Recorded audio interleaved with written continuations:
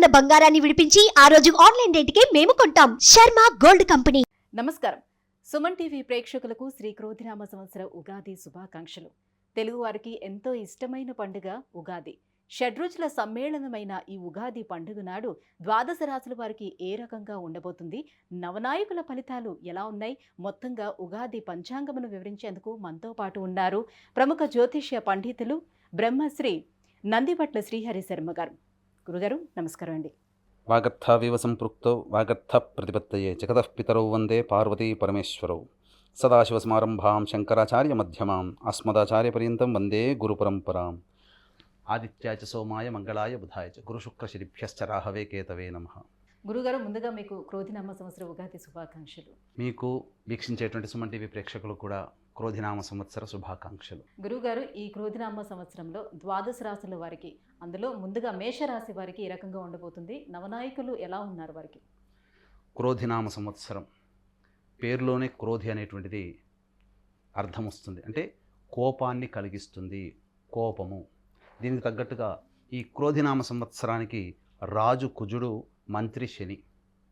గమనించుకున్నట్లయితే ఈ కుజ శనులకు ఎప్పుడు కూడా వైరం ఉంటుంది.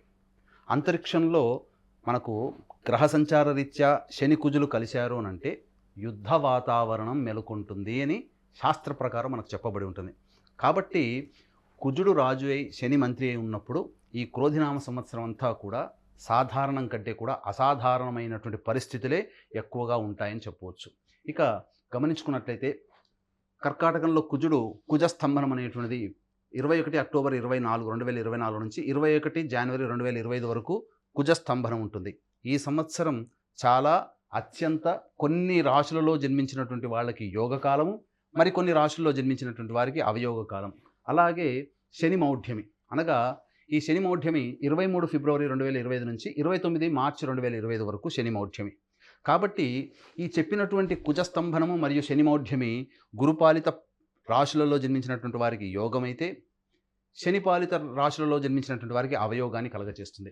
ఇక గమనించుకున్నట్లయితే ఈ మేషరాశికి సంబంధించినటువంటి ఫలితాలు కనుక చూసుకున్నట్లయితే ఈ క్రోధినామ సంవత్సరంలో ఆదాయము 8, వ్యయము 14, అలాగే రాజ్యపూజ్యము 4, అవమానము 4. అంటే ఇక్కడ చాలామందికి ఈ ఆదాయం వ్యయం అంటే ఏంటి అనేటువంటిది కూడా సందేహాలు అనేటువంటి ఉంటాయి. అంటే ఇక్కడ గమనించాల్సింది ఏంటంటే ఖర్చు ఎక్కువ అవుతుందని కాదు, కాస్తే ఇక్కడ సాధారణంగా గమనించాల్సింది ఆదాయం 8 ఉన్నప్పుడు వ్యయం 14 అని అంటే ఆదాయం చాలా చక్కగా ఉంటుంది, కానీ వ్యయం 14 ఉందనంటే మీ యొక్క కోరికలు నెరవేర్చుకోవడం కోసం, మీ యొక్క సొంత ఖర్చుల కోసం అప్పులు చేసైనా కానీ మీ యొక్క సమస్యల్ని పరిష్కరించుకుంటారు అని అర్థం. ఇక రాజ్యపూజ్యం 4, అవమానం 3 అంటే 3 చోట్ల అవమానపడతాము, 4 చోట్ల గొప్పగా వెలిగిపోతామని కాదు అక్కడ అర్థం. రాజ్యపూజ్యం అంటే మీ యొక్క అభ్యున్నతిని, మీ యొక్క పురోగతిని, మీ యొక్క వృద్ధిని చూసి సంతోషపడేవాళ్ళు నలుగురైతే, లోపల మీ యొక్క అభివృద్ధిని చూసి కులిపోయేవాళ్ళు ఈ యొక్క ముగ్గురు ఉంటారని అర్థం. కాబట్టి అన్ని రకాలుగా ఈ సంబంధించినటువంటి మేషరాశి ఫలితాలన్నింటినీ తెలియజేసుకుందాం. ముందుగా ఈ మేషరాశికి చూసుకున్నట్లయితే మేషరాశికి ద్వితీయంలో గురువు, షష్టమంలో కేతువు, అలాగే ఏకాదశంలో శని, ఇక్కడ వ్యయంలో రాహు.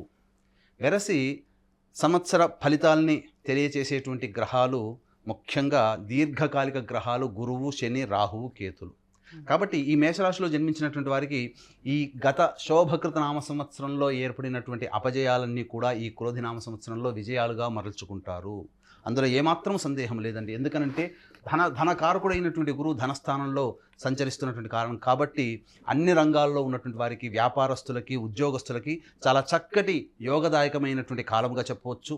ఇక్కడ గమనించుకున్నట్లయితే విద్యార్థులకి, ప్రధానంగా విద్యార్థులు చక్కటి ఉత్తీర్ణతా శాతంలో ఉత్తీర్ణులవుతారు. మంచి భవిష్యత్తు కలిగినటువంటి విద్యా వ్యవస్థలో మీరు ఉంటారని చెప్పవచ్చు. ఇక ఉద్యోగస్తులకి ఊహించని విధంగా ప్రమోషన్స్ జరుగుతాయి, బదిలీలు కూడా జరుగుతాయి, కానీ ప్రమోషన్స్తో కూడుకున్నటువంటి బదిలీలు జరుగుతాయని చెప్పవచ్చు.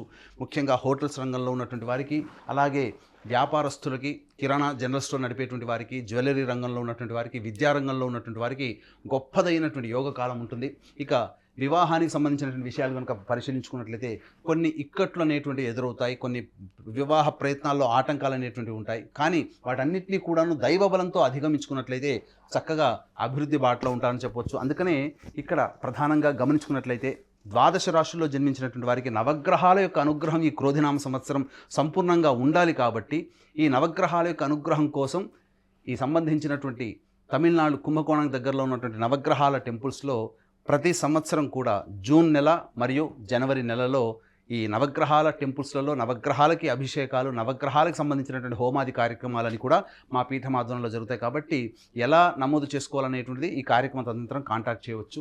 ఇక గమనించుకున్నట్లయితే ప్రధానంగా కుంభరాశిలో శని సంచారం జరుగుతూ పంచమ స్థానాన్ని అలాగే అష్టమ స్థానాన్ని వీక్షణ చేయడం, అలాగే రాశిని కూడా వీక్షణ చేయడం, ఈ యొక్క శని ప్రభావం అనేటువంటిది ఇబ్బందికర పరిస్థితులు అనేటువంటివి ఉంటాయి. కొన్ని ప్రయత్నాలు చేసినప్పటికీ ఆటంకాలు అనేటువంటివి ఉంటాయి. ఎలా ఉంటాయనంటే, మీరు ఎక్కాల్సిన బస్సుకి మీరు బయలుదేరారనుకోండి, బస్ స్టాండ్కి రాగానే ఇప్పుడే వెళ్ళిపోయిందండి బస్సు అని చెప్తున్నా అంటే అతి కొద్ది ప్రయత్నంలోనే మన యొక్క ఫలితాలన్నీ చేజారిపోతూ ఉంటుంటాయి. కాబట్టి జాగ్రత్తగా దైవానుగ్రహాన్ని పొందే ప్రయత్నం చేసుకుంటూ ముందడుగు వేసినట్లయితే చాలా మంచిదని చెప్పవచ్చు. ఇక ఈ మేషరాశి వారికి అద్భుతమైనటువంటి కాలము. కుజుడు కర్కాటక రాశిలో స్తంభించి ఉండడం, ఈ 21 అక్టోబర్ 2024 నుంచి 21 జనవరి 2025 వరకు.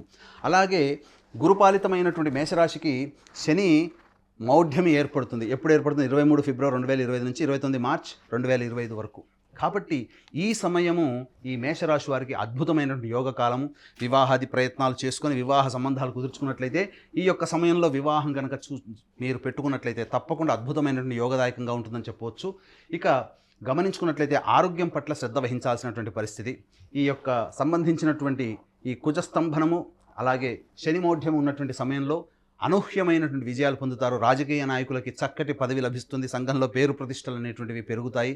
ఏదైనా కానీ నామినేటెడ్ పోస్టులో రాజకీయ నాయకులు ఉంటారని చెప్పవచ్చు.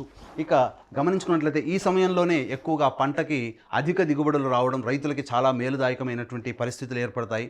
కాబట్టి మంచి మార్కెట్ ధరతో మీ యొక్క ఉత్పత్తులు కొనుగోలు చేయడం, తద్వారా మీరు లాభదాయకంగా రైతులు ఉంటారని చెప్పవచ్చు.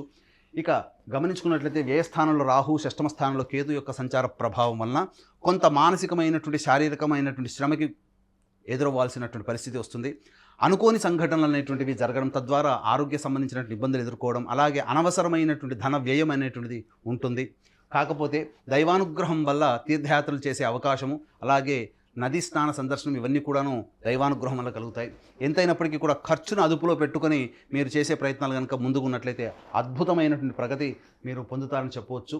అలాగే ఈ సంబంధించినటువంటి ఈ సమయంలోనే కర్కాటకంలో కుజుడు అనగా అక్టోబర్ నుంచి జనవరి వరకు కూడా ఉన్నటువంటి ఆ 3 నెలల కాలంలో గృహానికి సంబంధించినటువంటి మరమ్మతులు కానీ, నూతన గృహం కొనుగోలు కానీ, లేదా వాహన కొనుగోలు కానీ ఈ యొక్క మేషరాశిలో జన్మించినటువంటి వారు చేస్తారని చెప్పవచ్చు. అలాగే చక్కటి భవిష్యత్తు కలిగినటువంటి విద్యా వ్యవస్థలలో ఈ సంబంధించినటువంటి మేషరాశి వాళ్ళు ఉంటారు. ఉన్నతమైనటువంటి విద్యలో మీరు అనుకున్నటువంటి చోట, అనుకునేటువంటి విధంగా మీ యొక్క విద్యా వ్యవస్థలో ఉంటారని చెప్పవచ్చు. అనగా మంచి కోరుకున్నటువంటి చోట, కోరుకున్నటువంటి స్ట్రీమ్లో, అనగా మీరు ఏది అనుకుంటారో విద్యార్థులు ఆ యొక్క సంబంధించినటువంటి స్టడీ మీరు చేయడానికి అవకాశాలు ఎక్కువగా ఉంటాయని చెప్పవచ్చు. కాబట్టి అన్ని రకాలుగా చూసుకున్నా గత సంవత్సరం కంటే కూడా ఈ మేషరాశి వారికి ఈ సంబంధించినటువంటి ఈ క్రోధినామ సంవత్సరం యోగదాయకమైనటువంటి సమయం చెప్పవచ్చు. కాకపోతే మానసిక శ్రమ, శారీరక శ్రమ, అలాగే కొంత ఖర్చు అదనంగా అయ్యేటువంటి అవకాశం ఉంటుంది. కాబట్టి జాగ్రత్తగా ఉండండి.